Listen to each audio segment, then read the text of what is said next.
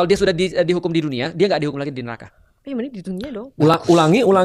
Aku ulangi ya. Berarti dosa-dosa Islam yang dihukum di dunia sesuai dengan aturan yang nggak dihukum lagi di neraka. Analoginya itu penebusan bukan? Betul. Salah satu fungsi hukum Islam adalah menebus dosa-dosa sehingga nggak perlu lagi nanti ditebus di neraka. Makanya terasa lebih berat kan? Betul. Di masa Rasul orang kadang-kadang berzina, berbuat dosa. Memang dia nggak ketahuan, tapi orangnya sendiri yang datang pada Rasulullah. Karena dia bilang aku nggak mau disiksa di neraka. Aku lebih baik aku mati di dunia. Maka dia bilang sama Rasulullah, ya Rasul saya berzina. Ada seorang perempuan. Rasul bilang, pergi sana. Karena Rasul nggak mau mudah menghukum orang. Terus dia datang lagi bilang, ya Rasul saya berzina. Pergi.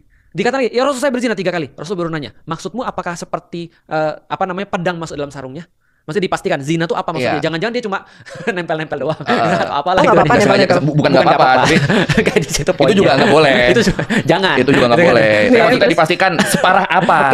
Apa seperti pedang masuk dalam sarungnya? Artinya tahu kan maksudnya kan? Apakah sampai di titik itu? Nah, dia bilang iya ya Rasulullah. Maka kemudian Rasul bilang, dia lagi hamil kan? Rasul bilang pulang dulu. Sampai kamu melahirkan baru datang lagi.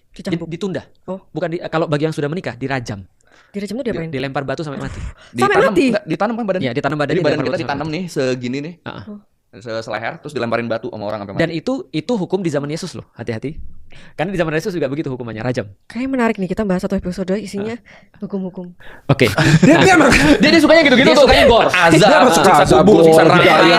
Tadi pas dengar rajam tuh apa? Dijelasin. Ini harus ada satu episode sendiri nih baru tuh. Emang orangnya. Nah, jadi ketika dia sudah melahirkan, lantas dia bawa, ya Rasul ini ada anaknya nih, sudah lahir. Aku minta aku dihukum.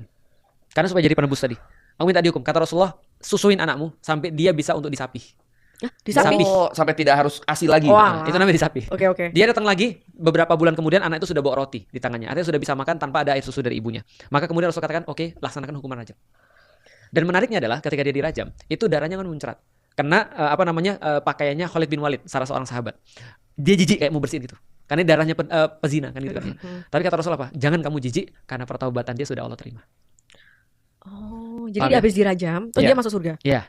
Artinya dia punya penebus atas dosa-dosa dia, dan fungsi satu lagi adalah pencegah bagi orang-orang lain yang lihat supaya nggak melakukan dosa yang sama. Kalau ada orang lihat gitu, kira-kira